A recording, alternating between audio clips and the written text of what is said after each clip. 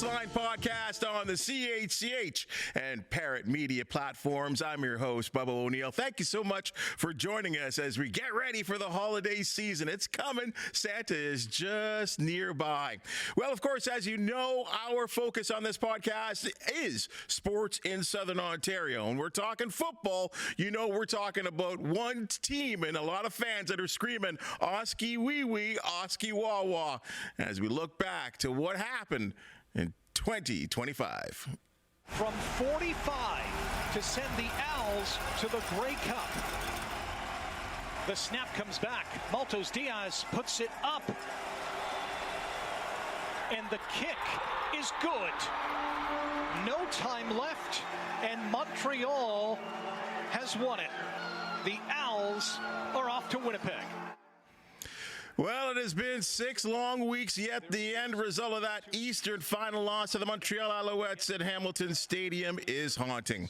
With a look to the future, the franchise have been hard at work re-signing key figures as the Tiger Cats seek that winning formula that will finally put an end to their long Grey Cup drought. For the details on the latest move for Hamilton's CFL squad, let's say hello to Tiger Cats president Orlondo Steinauer, who's in transit right now, going to see his daughters play a little volleyball. How are you, Coach? Doing well, thanks. And thanks for that intro. Right in the heart. Right there, huh? We appreciate that one. No problem. I feel it too. I know you feel it even more, but I know that end at what happened just, it was so tough with an opportunity to go to the Grey Cup. And, but I will say this, Coach O, 11-win season, regular season East crown, players like Bo Levi, Lawler, Peters, Julian Hauser, all outstanding. But when you look back at 2025, do you deem it a success? Yeah, there's one goal. That's the bottom line. There's one goal, but at the end of the day, you do have to see if you put pieces in place, the decisions you made, were you able to reap any fruit from it?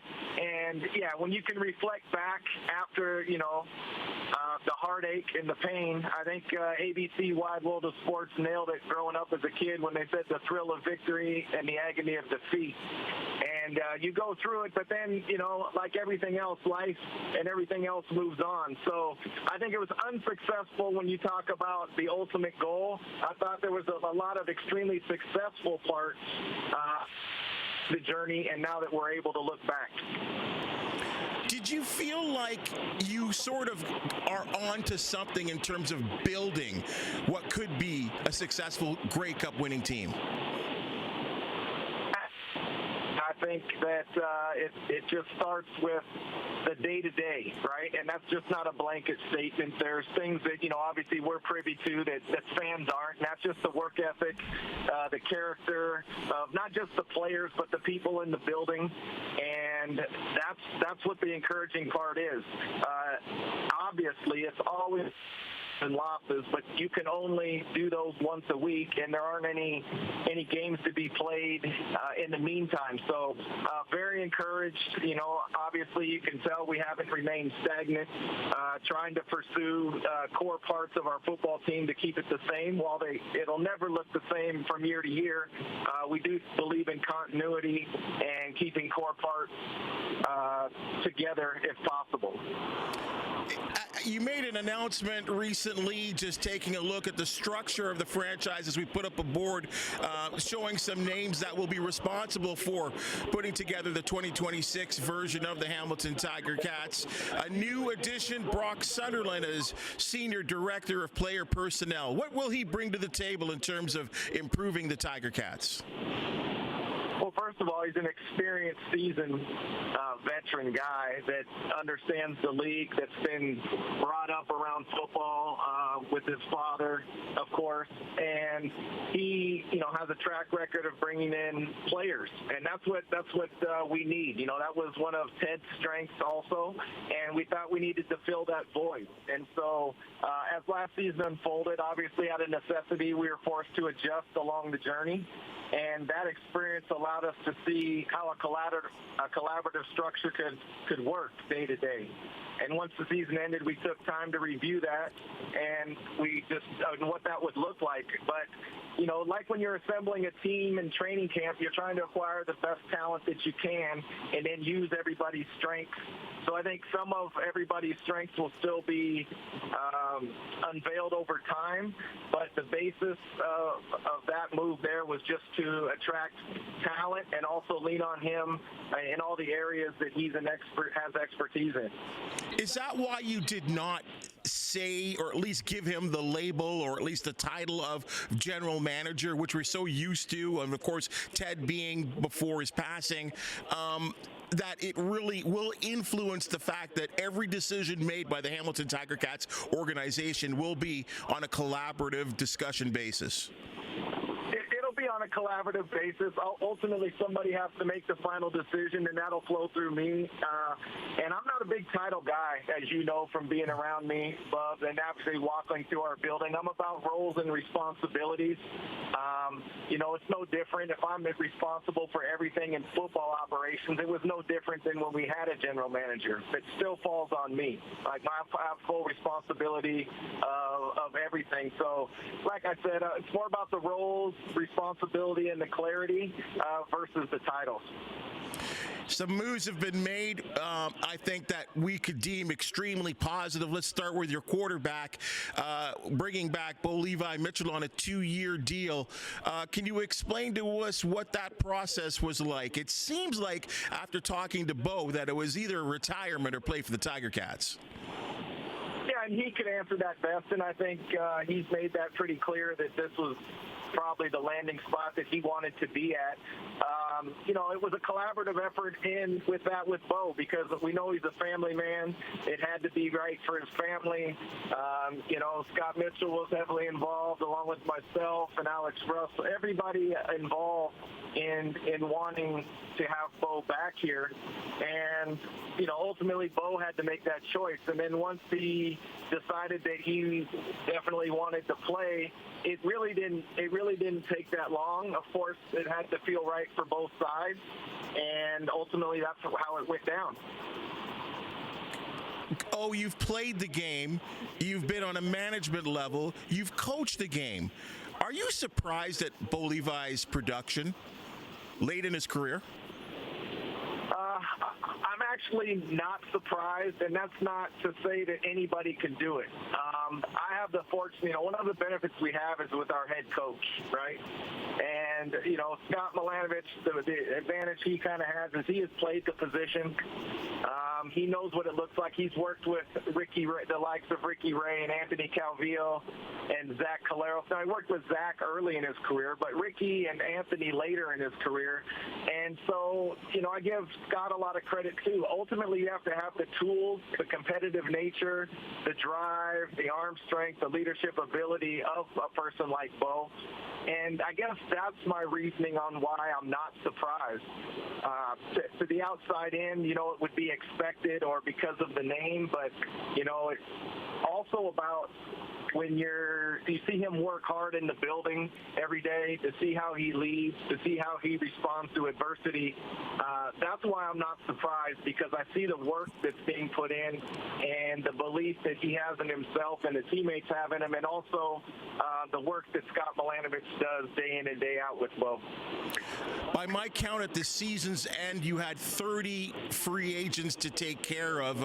We get to the free agency period in February, and one of those people is Taylor Powell, a guy that I know that you guys are very, very high on. But of course, with a Bo Levi Mitchell and that experienced quarterback, he's going to be the guy, and he's proven it. He's earned it. But I'm sure there's a guy like Taylor Powell, and from playing the game, everyone wants to play. Is that someone you're still interested in as a backup quarterback? Yeah, absolutely. Taylor, you want to talk about somebody who's in the building and preparing like he's going to start and play every week. He is that guy, just not as in words, but in action. And there's no doubt that that's a tough spot to be in when you have a guy that plays all 18 games and and is having the high achievement that Bo is having, and every backup wants to start. You want people like that. You want everybody in your organization to be that. But then on the flip side, you want them to also understand that everybody can't start, and you want them to root on the person that's in front of them, no matter the position. And I think Taylor epitomizes that, and so, there's only 9 starters in our league, and then, obviously the backups all want to be in that position. So Taylor is definitely somebody we want back in our building, and, I know that he'll probably explore all options as he should, but we really appreciate Taylor and are definitely high on him. One of the strengths, in my opinion, of the Hamilton Tiger Cats in 2025 was the secondary, and I know that's a position that's extremely special to you. When you take a look at those 5 guys, again, they're all free agents as well, too. You've knocked one off the block, and maybe the best of the bunch, and Jamal Peters. How special was that signing for this team moving forward? Yeah, I think obviously Jamal's play speaks for itself. The fact that he wanted to be in Hamilton helped that deal get done quickly. And that's not saying other people don't want to be here. I agree with you, Bub, that the secondary, they came up big, especially in the back 2/3 of the season. Obviously our defense was able to take the ball away, and that's a team effort, though, right? That's us getting after the quarterback. That's linebackers getting depth and drops, and then ultimately DBs making plays. So I think that Jamal, starting with Jamal, that's a huge thing. And, we're looking forward to getting, the bulk of those guys back. And, everything takes time. Free agency, it starts, but officially starts, on the 10th. And so there is some time there. We look to have a lot of ours locked up ahead of time. But, I get it. Some of these people have earned the right to see what their value is, and we respect that process. But we'll still shoot our shot at the ones that we want back. Do you feel confident that the environment has been set for a lot of these guys? In talking to a lot of the players sort of off camera, that they feel like this was, and then Bo said it, one of the best locker rooms he's ever been a part of, and that includes his Grey Cup winning squads. That the fact that the environment has been set here in Hamilton as a place where, it's a destination for guys in the CFL to want to play at. Yeah, it's a small league, and all the players talk, right? And, outside of money or the odd person that feels like they've really been wronged, we felt like we've worked hard at that, Bub. You know that. I think, you make time for what you want to make time for. And, part of Bo coming here, he's not going to come to a place where it's not just what it looks like, but it's really about how it feels. And I think we've done a good job. And that's not just set on a vision. That's the people that you bring in, and it takes life from the ground up. And that's equipment, therapy, obviously ownership at the top. That's our chefs. That's everybody involved. And I'd like to think that we work hard at that, and our results kind of speak for themselves. So I do think that we have a strong foundation. We definitely don't want to be complacent with that, because you can't add enough great people. You obviously need great players, and you need great coaches, but you also need a great environment. So I do feel like the foundation is solid there. Coach, I'm still calling you Coach, for crying out loud, and I can't get that out of my mind, but every time I look at your title of President of Football Operations, I do have to ask you this question. What's it been like for you to be a kind of office guy now?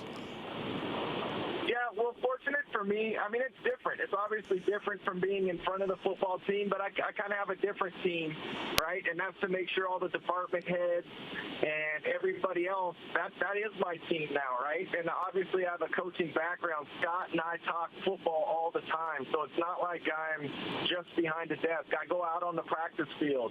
I'm not watching practice from, some bird's eye view somewhere and just assessing everything and taking notes. Like, I'm down there, ground floor. I sit in meetings. When Scott needs something, we talk ball. If he needs me to help with a drill or something, I'll do it. So it's kind of the best of both worlds for me. I love supporting Scott and everybody else. So it's totally different. To say that to try to compare it like it possibly could be the same, it's definitely not. But it has its perks, and I'm really enjoying it. With that said, Coach, this was the first offseason, and we're kind of early into the offseason, where your name has been kind of bantered around. I know you have no control of that as a possible coaching candidate in different venues around the Canadian Football League. I know I've asked you this question before, and you've said we'll never say never, but do you ever see yourself returning to the sidelines as a head coach? Yeah, I would say the same quote. You got a great memory there, Bub. That's yeah. I don't rule those things out, but I say the same thing when I was rumored to leave Hamilton to go other places. Like, I'm where my feet are at right now. I'm focused on 2026 and helping to build and construct the best football team we can through each step. You know, we've got the bowl games coming up, then we've obviously got free agency, then we've got, you know, prep for the CFL draft, and then there's the combine, and then obviously the CFL draft and the global draft. And so that's really my focus, right? And that's why I say never, but that's not on the radar right now. It's all about building a championship roster and environment for the 2026 season for the ultimate goal that we all know. But we're just going to focus on the daily process right now. You don't miss instant replay and referees? Say that one more time. I said you don't miss instant replay and referees? Oh man, I love the referees. Are you trying to get me fined? What are you doing? Are you kidding me? I love the referees. They got a difficult job, those guys. Well, Coach O, it's always wonderful to catch up with you. I know you've got some family time coming up with the girls who are all-star volleyball players and athletes just like yourself and your wife as well, too. We wish you the best during the holiday season. I know, as you said, there's a lot of work to do come January, but in that little pocket of time, enjoy your family time.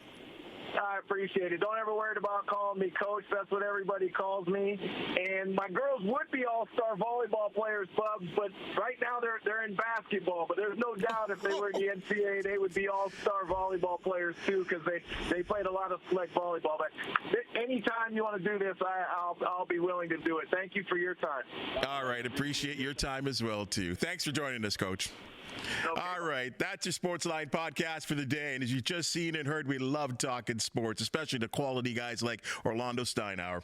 If you do know of an athlete, team, or event to promote the Sportsline podcast, you want to hear from you. Please hit that thumbs up, like, and subscribe button if you have something to say.